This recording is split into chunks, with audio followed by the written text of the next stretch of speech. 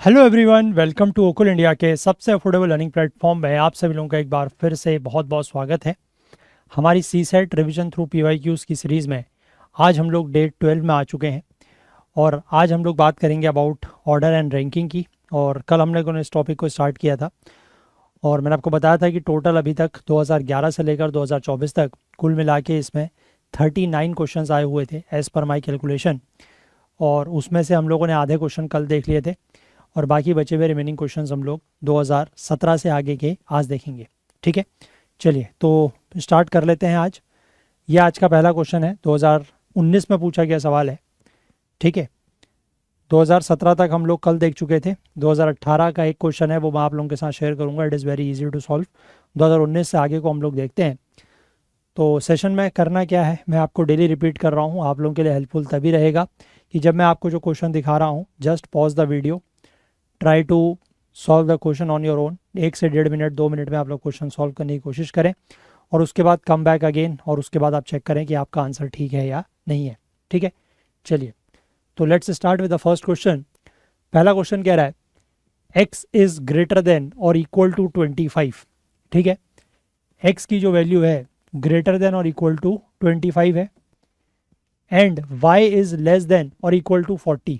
y जो है is less than equal to 40, यानी कि x की मिनिमम वैल्यू 25 या उससे ज़्यादा है और y की मैक्सिमम वैल्यू 40 है और उससे कम है। ठीक है, then which one of the following is always correct. ध्यान रखिएगा यहाँ पर एक वर्ड दिया हुआ है, दैट इज ऑलवेज, कि ये जो नीचे दिया हुआ है इनमें से कौन सी चीज़ हमेशा सही होगी, है ना। ऑलवेज, जैसे पहला दिया हुआ है कि x is greater then y। अब आप अगर यहाँ पर x की कोई ऐसी वैल्यू ले लें, लेट से आप ये कह दें कि x की वैल्यू, क्योंकि x अगर 25 से ज़्यादा है तो आप ये कह लें कि x की वैल्यू 35 है ना। और y की वैल्यू आप कह लें, क्योंकि y अगर 40 से कम है तो आप कह दें कि y 30 है ना। तो इस कंडीशन में तो x is greater then y हो गया। बट क्या ये ऑलवेज सही है? ऑलवेज तो सही नहीं है ना। x की वैल्यू को मैं 35 लेने की बजाय 30 भी ले सकता हूँ और इसकी वैल्यू को मैं 35 भी ले सकता हूँ। तो इन दैट सिचुएशन तो x is not greater then y, है ना। इसीलिए मैंने आपसे कहा कि ये जो ऑलवेज वर्ड है इसका आपको ध्यान देना है कि जो भी आपका आंसर होगा वो हमेशा सही होना चाहिए। ठीक है, तो ये हमने चेक करा तो पहला स्टेटमेंट तो गलत है, फर्स्ट वन इज रॉन्ग। ठीक, सेकेंड वाले की अगर हम बात करें, सेकेंड कह रहा है y minus x is greater then 15, यानी कि आपको y माइनस एक्स की मिनिमम वैल्यू फाउंड आउट करनी है ना। ग्रेटर देन 15 मतलब कि y माइनस एक्स जो है वो हमेशा 15 से बड़ा है, बट उसका मतलब आपको y माइनस एक्स की मिनिमम वैल्यू फाइंड आउट करनी है। अब मिनिमम वैल्यू अगर इस तरीके के एक्सप्रेशन की आपको निकालनी है तो उसके लिए आपको क्या करना होगा, y की ये एक्सप्रेशन मिनिमम कब होगा, जब y आपका मिनिमम है ना, और x आपका क्या हो, मैक्सिमम हो। यस और नो, तभी तो y माइनस एक्स मिनिमम होगा। और ग्रेटर देन का मतलब वही है ना कि y minus x is greater then 15, यानी कि y माइनस एक्स की मिनिमम वैल्यू 15 है। ये वो स्टेटमेंट में कह रहा है। अब देखो, y माइनस एक्स को मिनिमम करने के लिए y की मिनिमम वैल्यू चाहिए, x की मैक्सिमम वैल्यू चाहिए, लेकिन क्या हमारे पास y की मिनिमम वैल्यू है? नहीं, हमारे पास तो y की मैक्सिमम वैल्यू है 40, उससे कम तो मिनिमम कुछ भी हो सकती है। और x की क्या हमारे पास मैक्सिमम वैल्यू है? नहीं, हमारे पास x की तो मिनिमम वैल्यू है ना। x की वैल्यू 25 से ज़्यादा कुछ भी हो सकती है। तो इन दोनों चीज़ों को देखते हुए क्या हम y माइनस एक्स की मिनिमम वैल्यू निकाल सकते हैं? नहीं, we can not find it out. तो हम अगर इसकी मिनिमम वैल्यू नहीं निकाल सकते तो हम ये ग्रेटर वाली कंडीशन को सेटिस्फाई नहीं कर सकते। ठीक है, आई होप क्लियर है बात। सिमिलरली अगर आप लास्ट वाला ऑप्शन चेक करेंगे, दैट इज डी, वो भी कह रहा है कि x प्लस वाई की जो वैल्यू है, x plus y is greater than और इक्वल टू 65, यानी कि यहाँ पर भी x प्लस वाई की आपको मिनिमम वैल्यू निकालनी है। अब x प्लस वाई की मिनिमम वैल्यू निकालने के लिए फिर वही कि ये भी मिनिमम होना चाहिए और ये भी मिनिमम होना चाहिए। यस और नो, यहाँ पर मिनिमम और मैक्सिमम इसलिए हुआ है क्योंकि बीच में माइनस साइन है, लेकिन यहाँ पर बीच में प्लस साइन है, तो दोनों की मिनिमम वैल्यू जब होगी तभी एक्सप्रेशन सबसे छोटा होगा, है ना। तो आपके पास x की तो मिनिमम वैल्यू है, दैट इज 25, लेकिन y की मिनिमम वैल्यू नहीं है क्योंकि y की तो मैक्सिमम वैल्यू दी है। तो आप सिमिलरली x प्लस वाई की मिनिमम वैल्यू भी नहीं निकाल सकते, है ना। अब जो अगला कह रहा है y minus x is less than और equal to 15, y minus x is less than और इक्वल टू 15, दैट मीन्स आपको y माइनस एक्स की मैक्सिमम वैल्यू निकालनी है ना, लेस देन और इक्वल टू 15, यानी कि y माइनस एक्स जो है वो 15 या उससे छोटा होगा, है ना, अकॉर्डिंग टू दिस ऑप्शन। तो यानी कि आपको y माइनस एक्स की मिनिमम वैल्यू निकालनी है, सॉरी मैक्सिमम वैल्यू निकालनी है, और मैक्सिमम वैल्यू निकालने के लिए this should be maximum and this should be minimum, क्योंकि बीच में माइनस है। तो y की मैक्सिमम वैल्यू तो आपको पता है, दैट इज 40, है ना, और x की मिनिमम वैल्यू भी आपको पता है, दैट इज 25। तो यानी कि आप y माइनस एक्स कुछ भी निकालेंगे दैट विल बी 15 और मोर देन 15, क्योंकि उसकी मिनिमम वैल्यू इज, सॉरी इसकी मैक्सिमम वैल्यू इज 15। तो इसलिए आप y माइनस एक्स कुछ भी निकालेंगे, जो भी कंडीशन दी है उसके अकॉर्डिंग, उसकी वैल्यू हमेशा 15 या उससे कम ही आएगी, क्योंकि y माइनस एक्स की मैक्सिमम वैल्यू इज 15। क्लियर है बात? So your option C, that is y minus x is less than और इक्वल टू 15 इज करेक्ट। ठीक है, ये जो मैंने किया यहाँ पर मैक्सिमम मिनिमम लिख के, ये कोई बहुत ज़्यादा टिपिकल चीज़ नहीं है या डिफिकल्ट भी नहीं है ना। अगर आपको थोड़ा सा भी मैक्सिमम मिनिमम का नॉलेज है कि मैक्सिमम कब होती है, कोई भी एक्सप्रेशन मिनिमम कब होता है, तो you can simply do it, it's not a very tough deal. ठीक है ना, समझ पा रहे हैं बात? चलिए, और इन चीज़ों को ध्यान भी रखें, क्योंकि ये कंसेप्ट आगे आने वाले क्वेश्चंस में यूज़ भी हो सकते हैं, मतलब इन द कमिंग ईयर जो क्वेश्चन आएंगे, हो सकता है कि वहाँ पर एग्जैक्टली ऐसा क्वेश्चन ना आए, बट कहीं ना कहीं इनके कंसेप्ट का यूज़ हो, तो थोड़ा सा ध्यान भी रखें। ठीक है, चलिए लेट्स मूव अहेड। अब मैंने आपको बताया कि पहले इस तरीके का ट्रेंड हुआ करता था कि ये इन्फॉर्मेशन के बेस पर 3-4 क्वेश्चन होते थे, तो सिमिलरली यहाँ पर भी वही है, कुछ इन्फॉर्मेशन दी है और उसके बेस पर आपको 3 क्वेश्चन सॉल्व करने हैं। ठीक है, देखिए अगेन आप पढ़ें, है ना, क्वेश्चन आपको सामने मैं दिखा रहा हूँ, ये इन्फॉर्मेशन है, ये इसके बेस पर पहला क्वेश्चन है, ये दूसरा क्वेश्चन है, ये तीसरा क्वेश्चन है। दिस इज़ इन इंग्लिश, और अगर आप हिंदी में पढ़ना चाहें तो हिंदी में ये आपका इन्फॉर्मेशन दिया हुआ है, ये आपका पहला सवाल है, ये दूसरा है और ये तीसरा है। ठीक है, चलिए, तो मैं इन्फॉर्मेशन के बेसिस पर अगर कुछ बनाने की कोशिश करता हूँ, you just pause the video and try to solve it. Read the following information and answer the 3 items that follow. ठीक है, 6 students A B C D E and F, 6 students हैं, वो कुछ एग्जाम्स में अपीयर होते हैं, कुछ test में अपीयर होते हैं। आइदर C और F स्कोर्स द हाईएस्ट, तो सबसे ज़्यादा मार्क्स या तो C के आते हैं या F के आते हैं। Whenever C scores the highest, जब भी C के मार्क्स सबसे ज़्यादा होते हैं तो E के मार्क्स लोएस्ट होते हैं।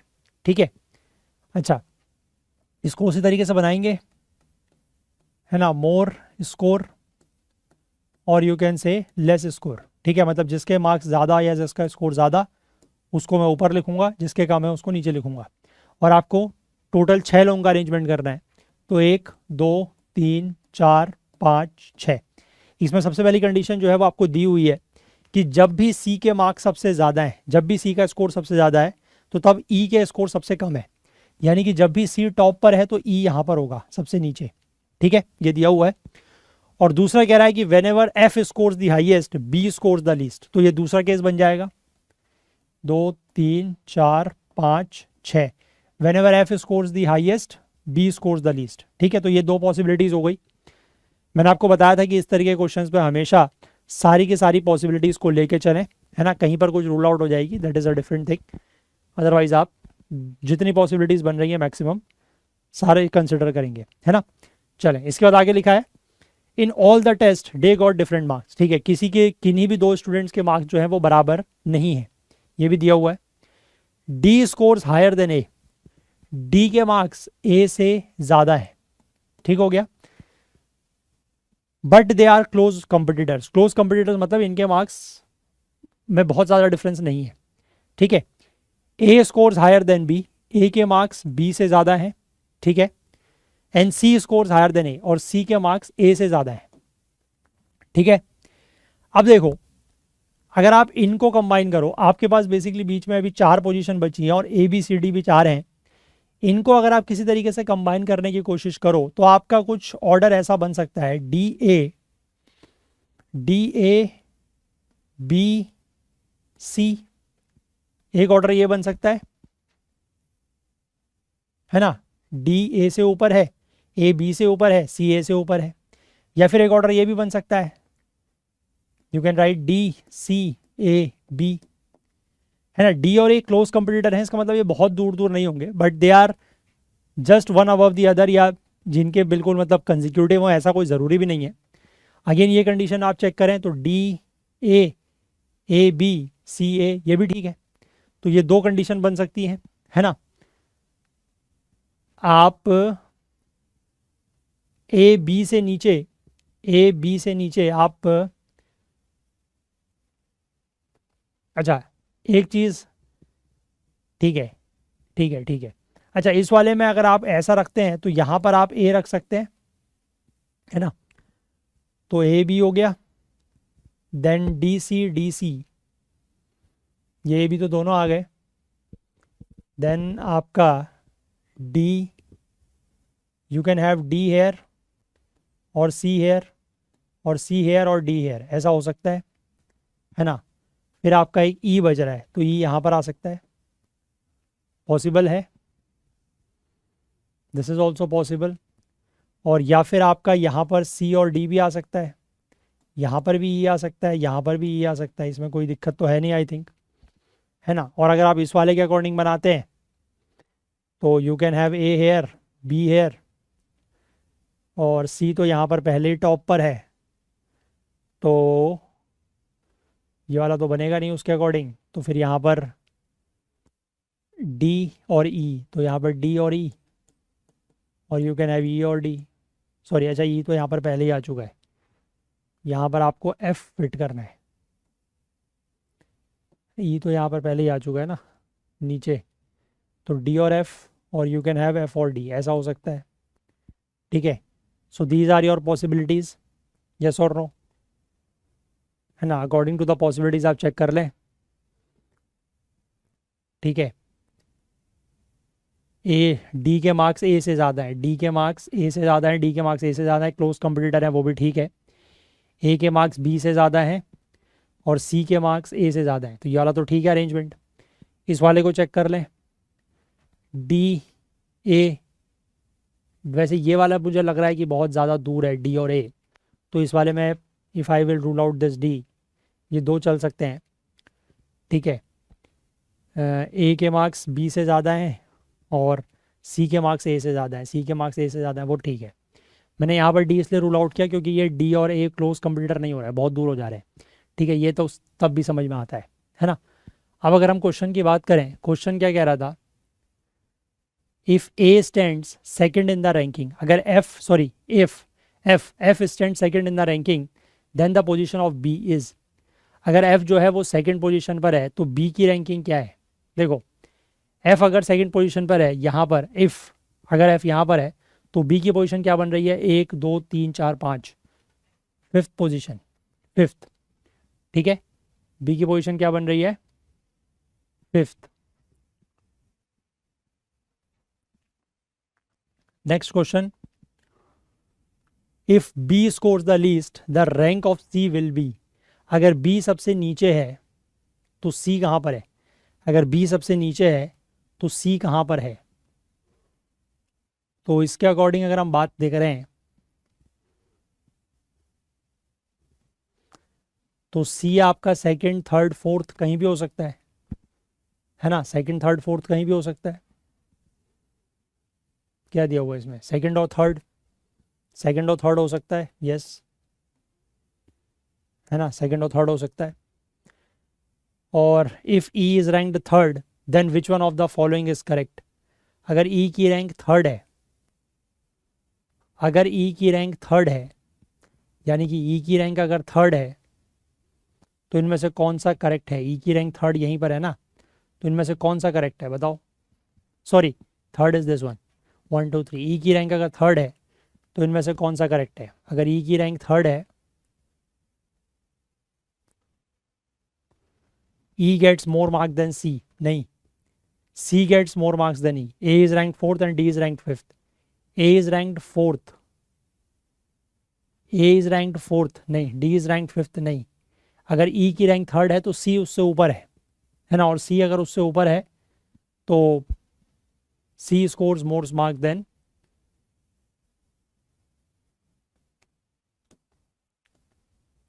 ये, ठीक है। आई होप क्लियर है. Okay, so this is your combined question 2, 3, 4. ठीक, चलिए आगे बढ़ने से पहले मैं आप लोगों से एक बार ये रिक्वेस्ट करना चाहूँगा कि अगर आप लोगों को ये सीरीज़ हेल्पफुल लग रही है और किसी भी तरीके से आपको थोड़ा सा भी अगर मदद हो रही है, कुछ हेल्प मिल रही है, तो मैं आपसे रिक्वेस्ट करूँगा कि यहाँ पर एक QR कोड और एक UPI ID दी गई है.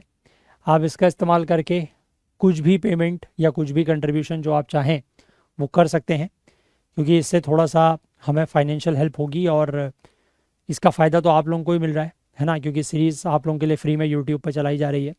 तो आप लोगों को जितना भी ठीक लगे, जो भी अमाउंट में आप कंफर्टेबल हो, you can contribute through this. ठीक है, आप लोगों का एक छोटा से छोटा कंट्रीब्यूशन भी हमारे लिए काफ़ी हेल्पफुल रहेगा. तो मैं आपसे रिक्वेस्ट करूँगा कि अगर आपको कंफर्टेबल हैं आप और कुछ भी आपको हेल्प हो रही है, तो प्लीज़ कुछ ना कुछ कंट्रीब्यूट करने की कोशिश ज़रूर करें. ठीक है, चलिए हम लोग आगे चलते हैं. नेक्स्ट क्वेश्चन ये फिर से वही है, इन्फॉर्मेशन दी है और उसके बेसिस पर 2 क्वेश्चंस हैं. ठीक है, this you can read in English, this you can read in Hindi. ठीक है, and we will try to solve it. Question क्या कह रहा है, इसको ऐसा है, यहीं पीछे सॉल्व करते हैं यहाँ पर, क्योंकि देखो क्या लिखा हुआ है. 2 स्टेटमेंट दिए हैं और आपसे 2 क्वेश्चन उसके बाद पूछे हैं. Twice the weight of Sohan is less then the weight of Mohan और दैट ऑफ रोहन. ठीक है, देखो twice the weight of Sohan यानी कि सोहन का वेट का जो ट्वाइस है वो मोहन और रोहन इन दोनों के वेट से कम है. ठीक है, यानी कि सोहन का वेट का अगर हम ट्वाइस भी कर दे रहे हैं, दुगना भी कर दे रहे हैं, तब भी वो मोहन और रोहन से कम है. ठीक है, दूसरा स्टेटमेंट कह रहा है twice the weight of Rohan, Rohan के वेट का अगर हम ट्वाइस कर रहे हैं तो that is greater then the weight of Mohan और दैट ऑफ सोहन. ठीक, तो आपसे क्वेश्चन में पूछा है कि which one of the following statements is correct. Correct पूछा है और उसमें वो पूछ रहा है कि सबसे ज़्यादा वेट किसका है, whose weight is the greatest. आप देखो यहाँ से एक चीज़ ये बता सकते हो कि सोहन के वेट का जब हम ट्वाइस कर रहे हैं वो तब भी मोहन और रोहन के वेट से कम है, तो सोहन का वेट तो ग्रेटेस्ट नहीं हो सकता. ठीक है, सोहन का वेट ग्रेटेस्ट नहीं हो सकता. द ओनली थिंग इज कि मोहन और रोहन में से ग्रेटेस्ट वेट किसका है. अब आप मोहन के वेट रोहन के वेट का अगर ट्वाइस कर रहे हैं तो वो मोहन के वेट से ज़्यादा है. ठीक है, तो बट क्या आप ये कह सकते हैं कि रोहन का वेट मोहन के वेट से ज़्यादा है. आप कोई भी ऐसे हाइपोथेटिकल वैल्यूज़ लेके चेक कर सकते हैं. लेट से रोहन का वेट है 40 और मोहन का वेट है 50. ठीक है, तो रोहन के वेट का ट्वाइस करेंगे तो 80 will be greater then 50. But इस केस में रोहन का वेट मोहन के वेट से कम है, यानी कि हाईएस्ट कौन आ रहा है, ग्रेटेस्ट कौन आ रहा है, मोहन. और अगर मैं यहाँ पर लेट से इसको 60 कर दूँ और इसको 50 रहने दूँ, then also twice the weight of Rohan will be greater than Mohan, है ना. बट उस सिचुएशन में रोहन का वेट ग्रेटेस्ट आ रहा है. तो यानी कि इस सिचुएशन के बेस पर मैं ये नहीं बता सकता कि किसका वेट सबसे ज़्यादा है. हाँ, मैंने इतना ज़रूर बता दिया कि सोहन का वेट ग्रेटेस्ट नहीं है. तो इसका आंसर क्या रहेगा, ऑप्शन डी, कि whose weight is greatest can not be determined. ठीक है, इसके बाद दूसरा लिखा है कि which one of the following statements is correct. अब यहाँ पर सबसे कम वेट पूछ रहा है, तो सबसे कम वेट तो मैंने आपको यहीं पर पहली स्टेटमेंट में ही बता दिया कि सोहन के वेट का जब आप ट्वाइस भी कर रहे हो तब भी वो मोहन और रोहन के वेट से कम है ना. सोहन के वेट का आपने ट्वाइस भी किया तब भी वो मोहन और रोहन के वेट से कम है. तो व्हाट डज दैट मीन, कि सोहन के वेट का आप ट्वाइस कर रहे हो तब भी वो मोहन और रोहन के वेट से कम है. तो दैट मीन्स सोहन का वेट सबसे कम है ना, क्योंकि सोहन के वेट का आप ट्वाइस कर दे रहे हो तब भी वो मोहन और रोहन के वेट तक नहीं पहुंच पा रहा है. तो यानी कि सबसे कम किसका वेट है, सोहन का, है ना. So weight of Sohan is the least. Answer is option B. ठीक है, क्लियर है, आसान क्वेश्चन था. थोड़ा सा बस आपको वही अपना एप्टीट्यूड लगाना है and you will get the answer. Clear है, चलिए आगे बढ़ें. Let's move ahead. Question number 7 2020 में पूछा गया question. Just read it and try to give the answer. 2 statements are given, S1 and S2. 4 नंबर्स को लेकर ये दिए हुए हैं, that is P, Q, R and S followed by a question. Statement 1 says R is greater than P as well as Q. Statement 2 says S is not the largest one. Question, among the four numbers P, Q, R and S, which one is the largest? P, Q, R and S को लेकर इनमें से सबसे बड़ा number कौन सा है? अब अगर आप ओनली स्टेटमेंट 1 चेक करते हैं, so it says R is greater than P as well as Q, यानी कि R जो है वो P से भी बड़ा है और Q से भी बड़ा है, लेकिन क्या वो सबसे बड़ा है? बिकॉज S के बारे में तो यहाँ पर कुछ दिया ही नहीं है, सो ओनली स्टेटमेंट 1 से तो ये होगा नहीं। सेकंड स्टेटमेंट कह रहा है, ओनली सेकंड स्टेटमेंट, कि S is not the largest, S जो है वो लार्जेस्ट नहीं है, S इज लार्जेस्ट नहीं है, S is not the largest. तो लार्जेस्ट फिर अगर ओनली सेकंड स्टेटमेंट देखेंगे तो P, Q, R कुछ भी हो सकता है, तो ओनली स्टेटमेंट 2 से भी नहीं होगा। अगर आप दोनों को कंबाइन करते हैं, अगर आप दोनों को कंबाइन करते हैं S1 और S2 को, तो यहाँ से आपको क्या मिलेगा कि R is greater than P and Q, यानी कि R जो है वो P और Q से तो बड़ा है, यानी कि ग्रेटेस्ट ना P हो सकता है ना R Q हो सकता है, क्योंकि R उनसे बड़ा है। ठीक है, अब बात आती है कि R बड़ा है या S बड़ा है, लेकिन सेकंड स्टेटमेंट ये कहती है कि S जो है वो लार्जेस्ट नहीं है। अगर S लार्जेस्ट नहीं है तो फिर लार्जेस्ट के लिए ऑप्शन क्या बचता है? That is R। तो by combining both the equations S1 and S2, then you can tell that R is the greatest. ठीक है, तो answer will be option C, that is statement 1 and 2 together are sufficient to answer the question, but neither statement 1 nor statement 2 alone is sufficient to answer the question. ठीक है, clear है, आसान question था। Let's move ahead, question number 8। ठीक है, again जो हम लोग कल लेफ्ट राइट अरेंजमेंट कर रहे थे, सिटिंग कर रहे थे, वैसा ही क्वेश्चन है। Question says, just read it and try to solve. Question says A is 16th from the left hand in a row of boys and V is 18th from the right hand. ठीक है, देखो मैंने आपको कल बताया था कि मेरा जनरल कन्वेंशन ये रहता है कि they are facing towards this side, so their right is this side and their left is this side. ठीक है, आप इनका फेस इधर की तरफ भी कर सकते हैं, बट उस केस में ध्यान रखना है कि राइट इधर हो जाएगा, लेफ्ट उधर हो जाएगा। ठीक, ओके। अब A is 16th from the left hand, यानी कि A जो है वो यहाँ से 16th है फ्रॉम द लेफ्ट हैंड, यानी कि A के लेफ्ट में कितने लोग बैठे होंगे? 15, है ना, ऑब्वियस है। इसके बाद V is 18th from the right hand. ठीक है, V is 18th from the right hand, यानी कि V के इधर कितने लोग बैठे होंगे? 17, तभी वो राइट हैंड से 18 है। इसके बाद लिखा है G is 11th from A towards the right, यानी कि G जो है वो A से 11th है और टूवर्ड्स द राइट, इस तरफ को, not towards left side, towards the right.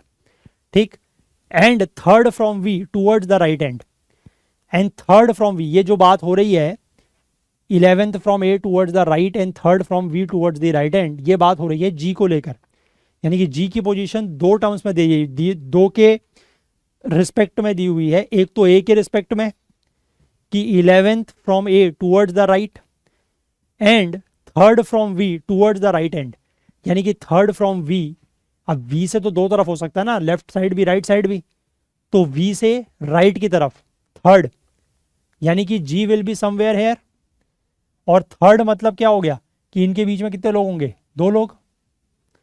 Clear है बात, है ना। अब ये चीज ध्यान रखना कि A से G जो है वो 11th है, तो 2 तो 3 लोग तो ये पहले ही आ गए, और इनके बीच में मतलब A और G के बीच में कुल कितने लोग होंगे? 10 लोग। That's why G is 11th, तो 3 लोग तो ये हो गए उन 10 में से, तो बाकी बचे यहां पर कितने लोग? 7। ठीक है, अब एक चीज का आप यहां पर ध्यान रखना कि ये जो नंबर दिया हुआ था दैट इज 17, ये V के इधर का नंबर था। ठीक है, ये V के बाद का नंबर था 17, है ना। अब आपसे जब ये पूछा जा रहा है कि how many boys are there in the row, कि टोटल रो में कितने बॉयज हैं, so you have 2 options to calculate. कैसे? देखो, या तो ये 17 प्लस V प्लस 7 प्लस ये, ठीक, क्योंकि ये 17 जो है वो V के बाद का नंबर था, उसमें ये 2 और जो G है ये इंक्लूडेड है। ठीक है, तो या तो 17 प्लस V इज 1, मतलब 18 और 5 इज 18 और 7 इज 25 और 1 26, 26 और 15, 26 और 15 इज 41। या तो आप ऐसे निकाल लें, ठीक है, 41 है टोटल, या फिर आप अगर जब आप इन दो को भी कैलकुलेट कर रहे हैं तो ध्यान ये रखिएगा, जब आप ये 2 और g को कैलकुलेट करेंगे तो ध्यान रखिएगा कि यहाँ पर 17 ना लेने की बजाय आपको फिर 14 लेना पड़ेगा, क्योंकि ये 3 तो पहले ही आ चुके हैं ना, ये 2 और ये g ये तो पहले ही आ चुके, तो यहाँ पर आपका क्या बचेगा 14। So in that situation you have to count it 14, 15, 16, 17, 18, 18 और 7 25, 26 एंड 15 अगेन 41। ठीक है, आप काउंट कैसे भी कर सकते हैं, द ओनली थिंग इज कि आपको ये ध्यान रखना पड़ेगा कि अगर आप ये 17 ले रहे हैं तो फिर ये 2 और g को नहीं लेना है, क्योंकि ये 17 जो है वो v के बाद का है, उसमें ये 2 और g इंक्लूडेड है। अगर आप इस 2 और g को भी काउंट कर रहे हैं तो then you have to take 14 only.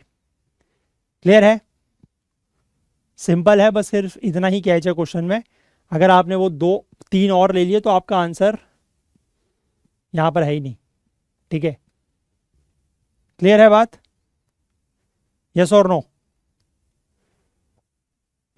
ठीक है ना, चलिए आगे बढ़ते हैं। क्वेश्चन नंबर 9,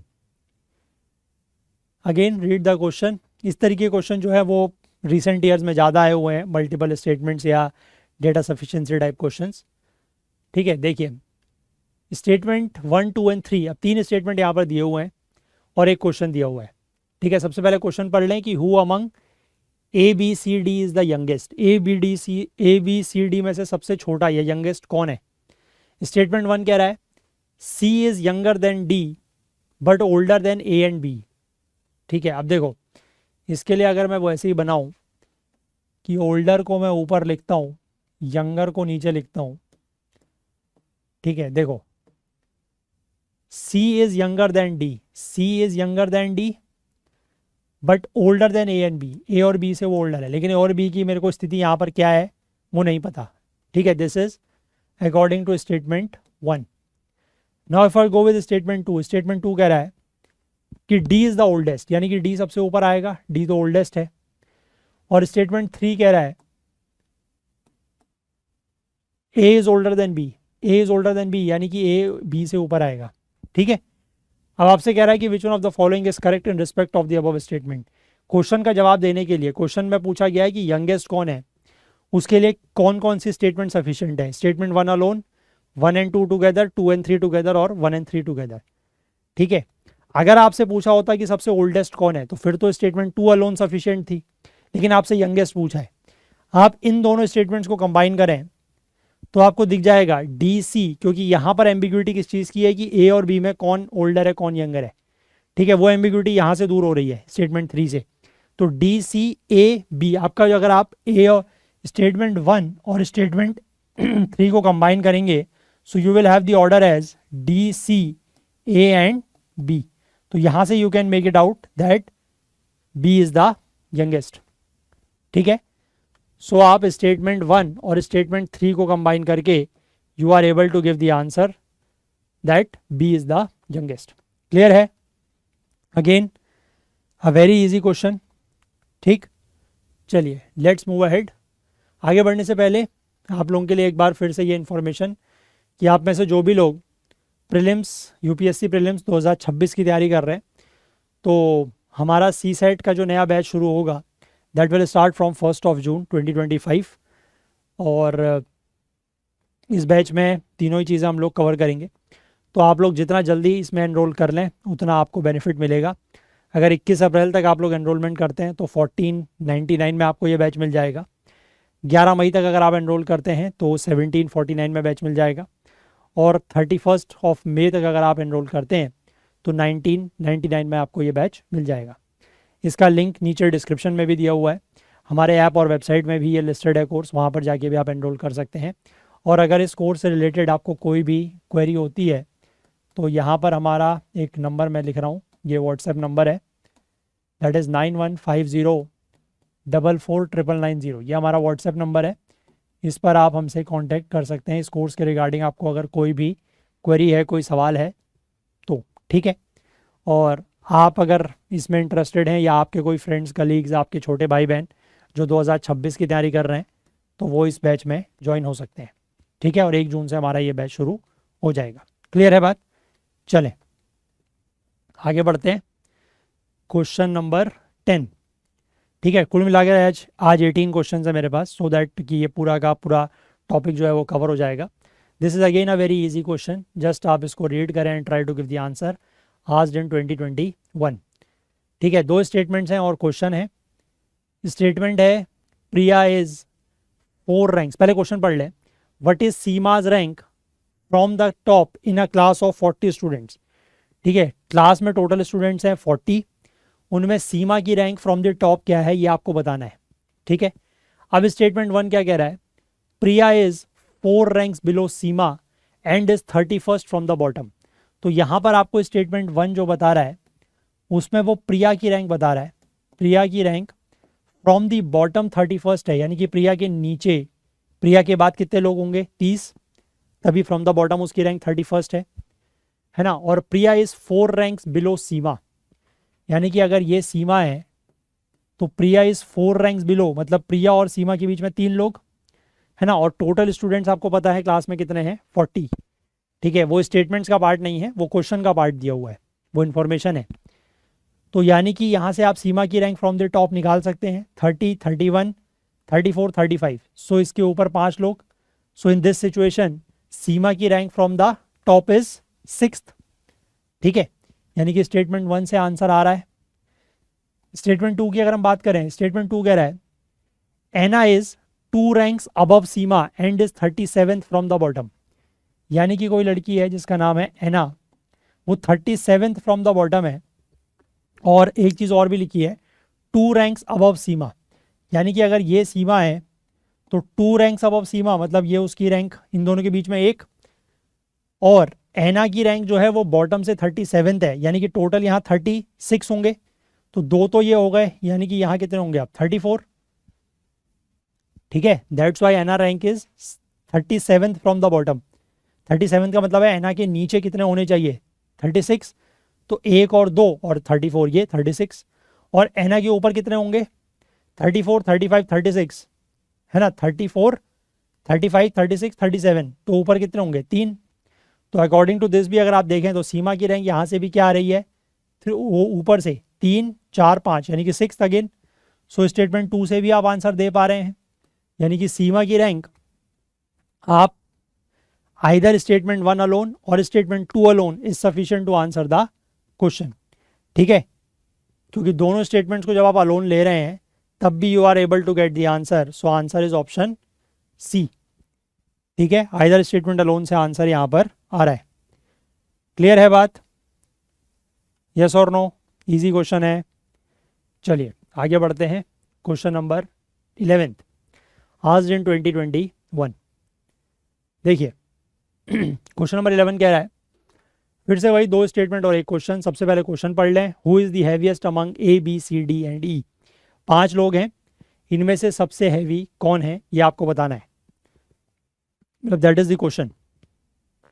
ठीक है, स्टेटमेंट 1 कह रहा है each of A and D is heavier than B, E and F. Statement 1 कह रहा है each of A and D, यानी कि ए और डी जो है वो बी, ई और एफ से हैवी हैं, लेकिन none of them is heaviest. ठीक है, अब none of them is heaviest, तो इसमें से हैवीएस्ट कोई भी नहीं है। ठीक है, अब हैवीएस्ट इनमें से कोई नहीं है तो खुद से दिमाग लगाना नहीं है इन क्वेश्चंस में। अच्छा, एक चीज़ का ध्यान देना कि इन क्वेश्चंस में भी आपको ये याद रखना है या ये समझना है कि आपको अपनी तरफ से दिमाग नहीं लगाना है। ठीक है, you don't have to apply anything और any knowledge from your side. जो इन्फॉर्मेशन दी हुई है सिर्फ उसी के अकॉर्डिंग चलना है। जैसे सिलोजिज्म में भी होता है ना कि जो भी दिया हुआ है just consider that, do not apply your own brain. तो यहाँ पर भी दिया हुआ है कि ए और डी जो है वो बी, ई और एफ से हैवी हैं, लेकिन इनमें से कोई भी हैवियर नहीं है, हैवीएस्ट नहीं है। तो आप ये नहीं कहेंगे कि सी इज द हैवीएस्ट। ठीक है, नहीं कह सकते। Then come to statement 2। Statement 2 कह रहा है A is heavier than D, A is heavier than D but is lighter than C. A की बात हो रही है, A is lighter than C. तो स्टेटमेंट, सिर्फ अगर आप स्टेटमेंट 2 देखें तो C is heavier than A is heavier than D, तो यानी कि इसके अकॉर्डिंग सी तो इन तीनों में हैवियर है, लेकिन यहाँ पर अब आपको बी, ई और एफ की कोई जानकारी नहीं है, तो अलोन स्टेटमेंट 2 से भी नहीं होगा। अब आप इन तीनों को अगर कंबाइन, दोनों स्टेटमेंट्स को कंबाइन कर देंगे S1 और S2 को, so what you will gate,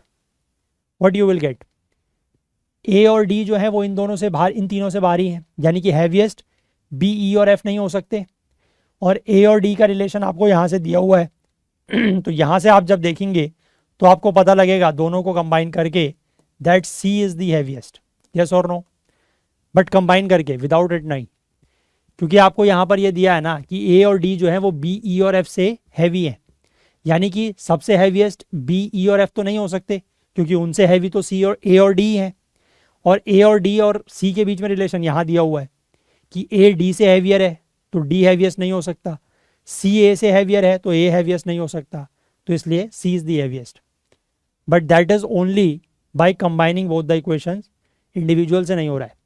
सो इसका अगर आप ऑप्शन देखें, स्टेटमेंट वाला नॉन इज सफिशिएंट नहीं, स्टेटमेंट 2 अलोन इज सफिशिएंट नहीं, both statements 1 and 2 are required to answer the question, yes that is correct, and option D क्या कह रहा है, neither statement 1 alone nor statement 2 alone is sufficient to answer the question, ये भी correct है।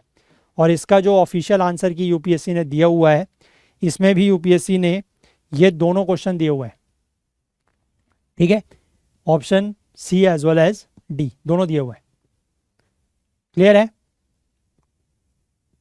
ठीक, चले आगे बढ़े, let's move ahead, question number 12, again very easy question asked in 2021।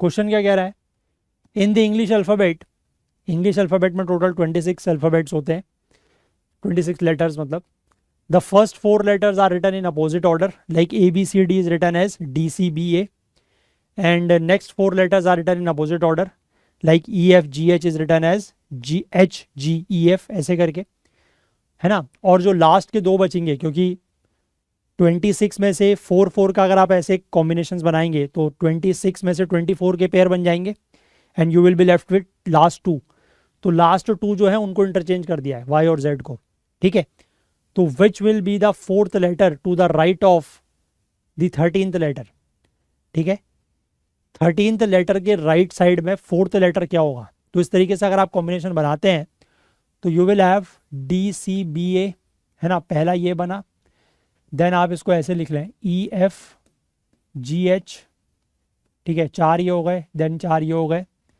HIJKL MNOP, ये हो गए 12, ठीक है, और इसके आगे आप देखेंगे OPQRST,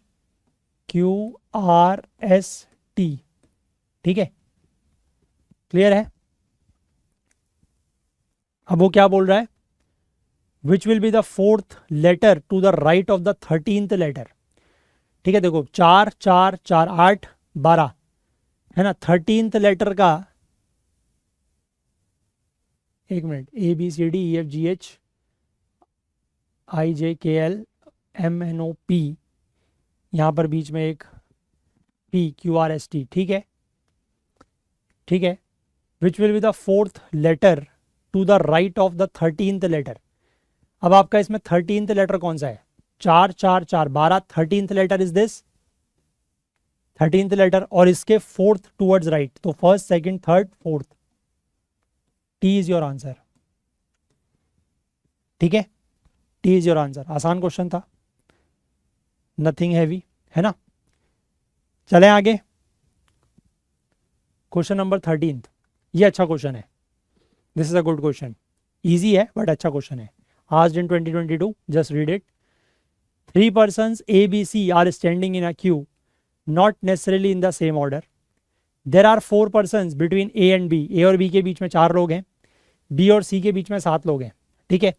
If there are 11 persons standing ahead of C and 13 behind A, what could be the minimum number of persons in the queue? आपको ध्यान यहाँ पर इस वर्ड का देना है कि आपको ये निकालना है कि क्यू में, यानी कि कतार में, मिनिमम नंबर ऑफ पर्सन्स कितने हैं, ठीक है। देखो कैसे करते हैं मिनिमम नंबर वाले क्वेश्चंस को, ध्यान से देखना। सबसे पहले you have A and you have B, A और बी के बीच में कितने लोग दिए हुए हैं, 4 पर्सन्स, तो यहाँ पर 4 लोग, ठीक है। अब आपको दिया है बी और सी के बीच में, अगर आप इसको पहले नॉर्मल बनाए, मिनिमम वाले पे ध्यान ना दें, आप पहले नॉर्मल बनाए फिर आप मिनिमम वाला सीखेंगे। ए और बी के बीच में 4 लोग हैं, बी और सी के बीच में 7 लोग हैं, तो यू राइट हेयर 7 और सी। इफ देयर आर 11 पर्सन, और अगर इस क्यू का फेस इधर की तरफ को है, if there are 11 person ahead of C, C के आगे 11 लोग हैं और ए के पीछे 13 लोग हैं। अब आप इस क्यू में टोटल नंबर ऑफ पर्सन कितने हुए काउंट करें। 13, 14, 14 और 18, 19, 19 और 7, 26, 27, 38। ठीक है, in this situation you have 38 persons. But क्या ये मिनिमम है? ऑप्शन तो है, one of the options is 38, but क्या ये मिनिमम है? Let's see. दूसरी कंडीशन मैं बनाऊं, ए और बी इनके बीच में 4 लोग हैं, ठीक है। अब कौन किसके लेफ्ट में है या कौन किसके आगे है पीछे है वो नहीं दिया है ना, तो वो आपको क्योंकि मिनिमम निकालना है, आप खुद उसको सोचें। अब आपसे ये कहा गया है कि बी और सी के बीच में 7 लोग हैं। अगर मैं इधर को बना रहा हूं तो मेरी क्यू बड़ी हो रही है। लेट से मैं सी को इधर रखता हूं, है ना, बी और सी के बीच में मुझे 7 लोग रखने हैं, 5 तो यही है, 2 और रख देते हैं और यहाँ पर सी बैठा देते हैं। कंडीशन तो सेटिस्फाइड है ना। ए और बी के बीच में 4 लोग, बी और सी के बीच में 7 लोग, 4 और 2 6 और 1 7, ठीक है। अब सी से आगे, अब फिर देखो, फिर यहां पर कंडीशन, अगर आप बनाते हो इसका फेस अब इधर की तरफ को है, तो सी के आगे अगर आप लेके चलते हो 11 लोग ऐसे इधर को, और ए अगर आगे ये है तो पीछे ये होगा, तो ए के पीछे 13 लोग, तो उसमें से 5 तो ये हैं, तो ये 8 है। अब इस कंडीशन में क्यू चेक करो कितनी बन रही है, व्हाट इज द नंबर? 11, 12, 13, 14, 15, 19, 19 और 1 20 और दिस 28। क्या ये भी एक ऑप्शन है?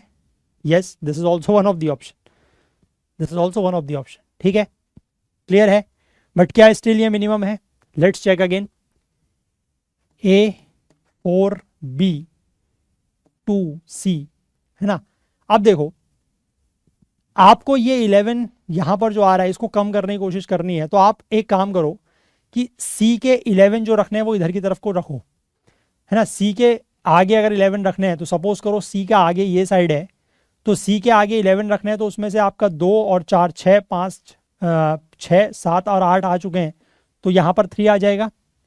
अब आगे ये है तो पीछे ये होगा, इसके पीछे कितने रखने हैं? 13, 3 ये हो गए तो 10 ये रख लो। अब इनको जोड़ो, 11 12 13 14 15 16 17 18 19 और 3 22। देखो, every condition is satisfied and that you have reached at the minimum number, that is 22। इससे कम आप ला भी नहीं सकते और इससे कम ऑप्शन आएगा भी नहीं। क्लियर है? तो मिनिमम वालों में आपको ये ध्यान रखना होगा कि आप ऐसे स्ट्रेट फॉरवर्ड नहीं बना सकते, आपको ओवरलैप कराते रहने पड़ेंगे, आपको नंबर जो है वो कम से कम करने पड़ेंगे। ए और बी से आपने स्टार्ट किया, यू हैव 4, फिर आपको पता है कि सी को अगर आप उस तरफ ले जा रहे हैं तो नंबर बढ़ रहा है, तो सी को आप इस तरफ लाएं तो नंबर अपने आप कम हो गया। अब आपकी ए बी और सी की पोजीशन फिक्स हो गई यहीं पर। अब उसके बाद आपको इसके आगे कितने हैं उसके पीछे कितने हैं, अगर उस हिसाब से आप देखें तो सी का अगर आप पीछे की तरफ अगर आगे की तरफ ये ले रहे हैं तो यू हैव 11 एयर, ठीक है। और इस कंडीशन में ए के पीछे 8 जो 13 है वो ये बन रहा है, तो यू आर रीच 28। बट अगर आप ऐसे बनाते हैं कि सी का आगे का तरफ ये है, तो यहाँ पर सिर्फ 8 आ रहा था, यहाँ पर 3 आ गया, तो 5 तो यहीं कम हो गए और 1 यहाँ कम हो गया, 6, है ना, क्योंकि आपको मिनिमाइज करना है। ये वाली कंडीशन तब यूज़ होगी जब आपसे मैक्सिमम पूछा जाएगा कि कितने ज़्यादा मैक्सिमम लोग हैं, तो मैक्सिमम में तो आप you can try to expand जितना लंबा करना चाहें, ठीक है। So your answer is option A from here, that is 22। Clear? चलिए let's move ahead. Question number 14, again easy question है, let's read it. A is older than B, C and D are of same age, E is the youngest, F is younger than D and F is older than A. How many statements given above are required to determine the oldest person or persons? ठीक है, फिर वैसे ही बनाते हैं, older को ऊपर लिखेंगे, younger को नीचे लिखेंगे, स्टेटमेंट 1 से शुरू हो जाए। A is older than B, A जो है वो B से ऊपर आएगा, C and D are of same age, ठीक है, सी और डी जो है वो सेम एज के हैं। E is the youngest, E सबसे छोटा है। F is younger than D, F is younger than D, F is younger than D, and F is older than A, F is older than A. अब आपसे क्या पूछा है, determine the oldest persons के लिए कितनी इक्वेशंस चाहिए। अगर आपसे यंगेस्ट पर्सन पूछा होता तो वो तो सिर्फ एक ही से पता लग रहा था, बट आपसे ओल्डेस्ट पूछा है, तो ओल्डेस्ट के लिए ए बी, ठीक है, अगर आप इन दोनों को कंबाइन करते हैं तो you reach D F A, ठीक है, so you reach D F A, D F A. अब बी जो है वो इसके भी नीचे है, ए के भी, ठीक है, तो ये भी आ गया। ई तो इसके नीचे है ही है लास्ट, नहीं तो ई कहाँ जाएगा, तो ये भी आ गया। और अब सी और डी, क्योंकि अगर इन दोनों में से हम इसका भी तो यूज़ करेंगे तभी तो हमें पता लगेगा कि दोनों बराबर एज के हैं, तो सी और डी, तो ओल्डेस्ट यही दोनों हैं और वो हमें पता लग रहा है 1 2 3 4 और 5, पाँचों इक्वेशंस लेके या पाँचों स्टेटमेंट्स लेके आप किसी को भी छोड़ नहीं सकते। So answer will be option D, that is all 5। Clear है, ठीक है, चलें let's move ahead. Question number 14, ये एक टाइप की इनइक्वालिटी का क्वेश्चन है आज इन 2023। क्वेश्चन क्या कह रहा है, हिंदी और इंग्लिश में आप पढ़ सकते हैं। Question says a plus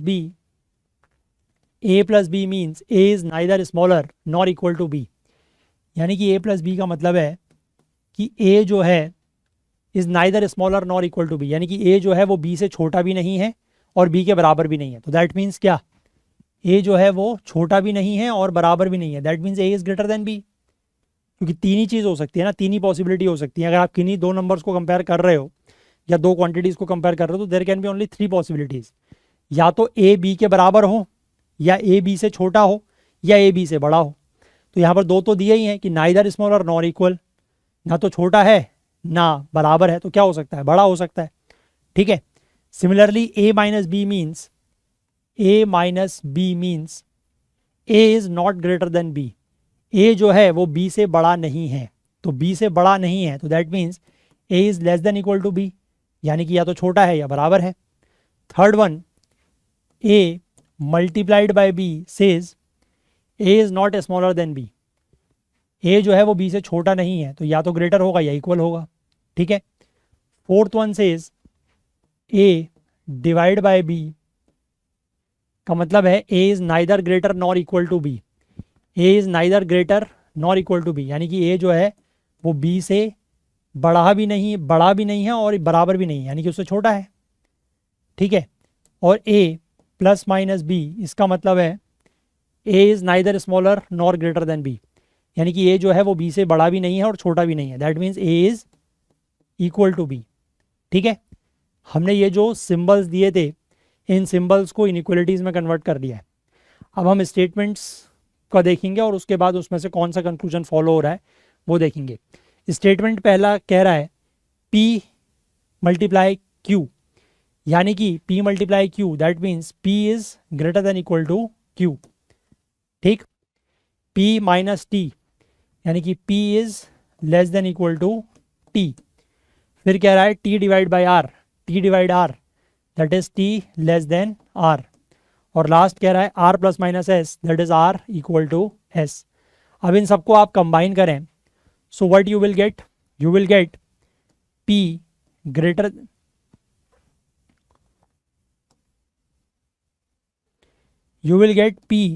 then equal to q। इसको इधर की तरफ कंबाइन करेंगे तो you will have like this, t is less than r and this is equal to s, ठीक है। सो कंबाइन करके आपको ये मिल जाएगा। अब आप यहाँ से चेक करें q प्लस माइनस टी, यानी कि आपको चेक क्या करना है कि q जो है वो t के बराबर है, प्लस माइनस का मतलब इक्वल है ना, तो आपको चेक करना है कि क्या q t के बराबर है। तो q t के बराबर हमेशा नहीं होगा, because p is greater than equal to q and t is greater than equal to p। वो स्पेशल कंडीशन होगी कि जब t और p बराबर हों और p और q बराबर हों, then only q will be equal to t। So this is not always true. ठीक है। Second one says S plus Q मतलब S is greater than Q. क्या ये सही होगा? देखो, अगर इन एनी पॉसिबिलिटीज अगर टी पी और क्यू बराबर हो भी गए तो then also R will be always greater than all of them, और you can say R will be always greater than Q, है ना। तो आर अगर क्यू से हमेशा बड़ा होगा तो आर और एस के बराबर है, तो एस भी हमेशा क्यू से बड़ा होगा। तो this is correct. So your answer is option B, only conclusion 2 follows. ठीक है, only conclusion 2 follows, not conclusion 1। Only conclusion 2 follows. ठीक है, तो ये भी एक तरीके का क्वेश्चन है जिसमें आपको मतलब कोडिंग में इनइक्वलिटीज़ दी हुई है। पहले जो भी आपको सिंबल्स दिए हुए हैं या कोड्स दिए हुए हैं उसको आप इनइक्वलिटी में कन्वर्ट करें, क्वेश्चन में जो इनइक्वलिटीज़ दी हुई हैं उनको लिख के कंबाइन करें and then try to figure out कि कौन सा ऑप्शन में से हो सकता है। ठीक है, इज इट ओके? चलें आगे, let's move ahead. Question number 16। ये लास्ट के जो 3 क्वेश्चन हैं they all have been asked in 2024। ठीक है, क्वेश्चन क्या कह रहा है? Just read it in English, this is in Hindi and this is the question. Question says a person buys 3 articles P Q and R for ₹50, यानी कि 3 article खरीदे गए हैं, तीनों का प्राइस मिला के है ₹50। क्यू का प्राइस दिया हुआ है 16, क्यू का प्राइस दिया हुआ है ₹16 और ये सबसे कम है, यानी कि इससे कम का कोई आइटम नहीं है। ठीक है, इज द लीस्ट। अब आपको पी आर्टिकल का प्राइस बताना है। ठीक है, आपको यहाँ से एक चीज़ तो पता है कि पी प्लस क्यू का प्राइस जो है, सॉरी पी प्लस आर का जो प्राइस है, पी प्लस आर का प्राइस दैट विल बी 34, क्योंकि तीनों का प्राइस मिला के 50 है ना, तो पी प्लस आर का प्राइस विल बी 34। ठीक, अब स्टेटमेंट 1 कह रहा है cost of P is not more than R. P की कॉस्ट आर से ज़्यादा नहीं है, तो पी की कॉस्ट अगर आर से ज़्यादा नहीं है तो यानी कि पी की कॉस्ट या तो आर से कम है या आर के बराबर है, यस और नो। ठीक है, और ये भी ध्यान रखना है कि लोएस्ट वैल्यू 16 है, उससे नीचे नहीं जाना है। ठीक है, तो यानी कि इसके अकॉर्डिंग अगर आप बात करें तो पी की वैल्यूज़ क्या क्या हो सकती हैं? पी की वैल्यूज़ क्या क्या हो सकती है? पी की वैल्यू आर से कम है, the cost of P is not more than R. ठीक है, तो बराबर हो सकते हैं, तो यानी कि ये 17 और ये भी 17 हो सकता है, ये 16 और ये 18 हो सकता है। ठीक है, बाकी डेसिमल वैल्यूज़ भी आ सकती हैं but I am not considering those. ठीक है, ये हो सकती हैं वैल्यूज़, मतलब यहाँ से आपको पी की मल्टीपल वैल्यूज़ मिल रही हैं। ठीक है, और यू कैन से इट इज़ लाइक 16.5 और यू कैन से 17.5, ऐसा भी कुछ हो सकता है ना। यानी कि आपको यहाँ से पी की यूनिक वैल्यू नहीं मिल रही स्टेटमेंट 1 से। स्टेटमेंट 2 क्या कह रहा है? स्टेटमेंट 2 कह रहा है the cost of R is not more than that of P, यानी कि आर की कॉस्ट पी से ज़्यादा नहीं है, यानी कि आर की कॉस्ट पी से कम है। तो यानी कि या तो इस केस में अब आर की कॉस्ट 16-18 हो सकती है, 17-17 हो सकती है। ठीक है, या फिर यहाँ से वही 16.5 17.5। तो अगेन आपकी जो पी की कॉस्ट आ रही है which is asked in the question, वो 17 वो फिर से यूनिक नहीं है, यहाँ भी यूनिक नहीं है। तो स्टेटमेंट 1 और स्टेटमेंट 2 से तो हो नहीं रहा, अलग अलग। अब दोनों को कंबाइन करके भी चेक कर लो एक बार। 1 और 2 को अगर आप कंबाइन करते हो तो P is less than equal to R और R is less than equal to P। इसका मतलब क्या हुआ? दोनों कंबाइन करोगे तो R is equal to P और P is equal to R, yes और नो? यही तो मतलब हुआ, P is less than equal to R and R is less than equal to P, that means दोनों कंबाइन करके that becomes R is equal to P। तो यानी कि यहाँ से जो वैल्यू बन रही है ये भी 17 और ये भी 17, है ना, ऐसा ही कुछ हो सकता है। तो यहाँ से आपको आंसर जो है वो मिल सकता है, यस और no? From here you can get the answer that the unique value is what? The question can be answered by using both the statements together but cannot be answered using either statement alone. So answer becomes option C. ठीक है, clear है?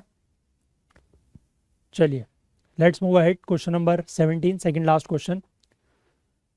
ठीक है, question in English, question in Hindi, and I will solve it. Again वैसा ही question है, P Q R S appeared in a test. Question है, has P scored more marks than Q. क्या पी के मार्क्स क्यू से ज़्यादा हैं? Answer फिर से मैं कहूँगा इसका कि येस भी हो सकता है कि हाँ पी के मार्क्स क्यू से ज़्यादा हैं, या नो भी हो सकता है कि पी के मार्क्स क्यू से ज़्यादा नहीं है। बट जो भी आंसर होगा that has to be always satisfied, मतलब डेफिनेट आंसर होना चाहिए। ऐसा नहीं कि कभी आप कहें येस कभी आप कहें नो, है ना, ऐसा नहीं चलेगा। कुछ स्टेटमेंट वन है, the sum of marks scored by P and Q is equal to the, statement one, sum of marks scored by P and Q is equal to the sum of marks is scored by R and S.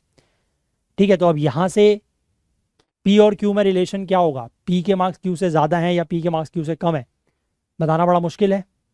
ठीक है, you can not tell. Similarly statement two अगर हम लें, वो क्या कह रहा है? The sum of marks scored by P and S, P and S से जो मार्क्स स्कोर्ड हैं दे आर ग्रेटर देन और more than the sum of marks scored by Q and are.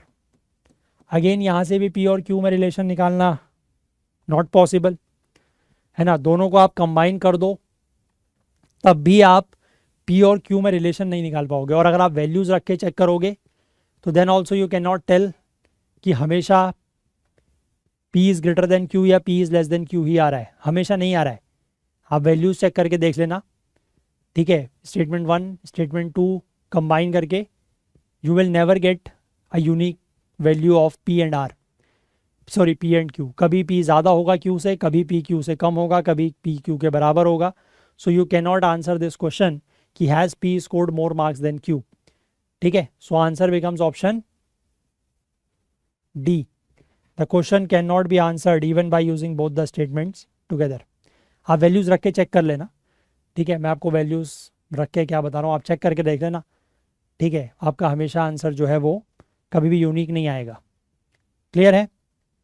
चलिए let's move ahead. Last question है, again 2024 में पूछा गया, question in Hindi और English. Just read it and try to give the answer. Question says if P means greater than, P का मतलब है greater then, ठीक है, क्यू का मतलब है लेस देन, ओके, आर का मतलब है नॉट ग्रेटर देन। अब देखो नॉट ग्रेटर देन का मतलब क्या होता है कि बड़ा नहीं है, तो मतलब या तो छोटा है या बराबर है, less than equal to. Not greater than is nothing means not greater than also means less than equal to. Similarly S का मतलब है नॉट लेस देन, तो नॉट लेस देन का मतलब क्या है कि छोटा नहीं है, दैट मीन्स या तो बड़ा है या बराबर है।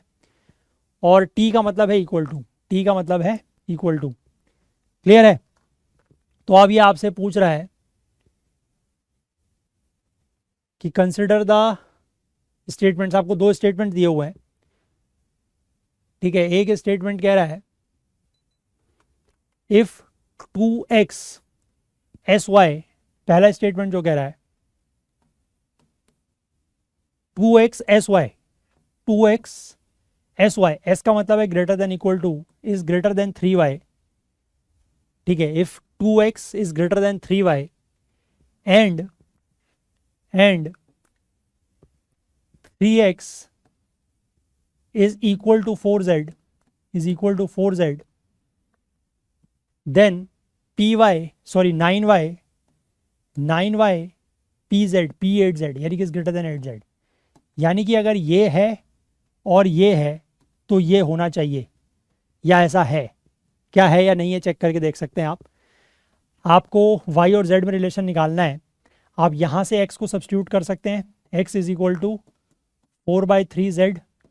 इसको आप यहाँ लिख लें 2x की जगह 4/3z is greater than equal to 3y। From here you will get 8z is greater than equal to 9y, ठीक है, ये आ रहा है। और पूछा है 9y is greater than 8z और आ रहा है 8z is greater than 9y, तो पहला तो नहीं है। The first one is not satisfied. Let's check for second one. x cube 2y यानी कि x is less than 2y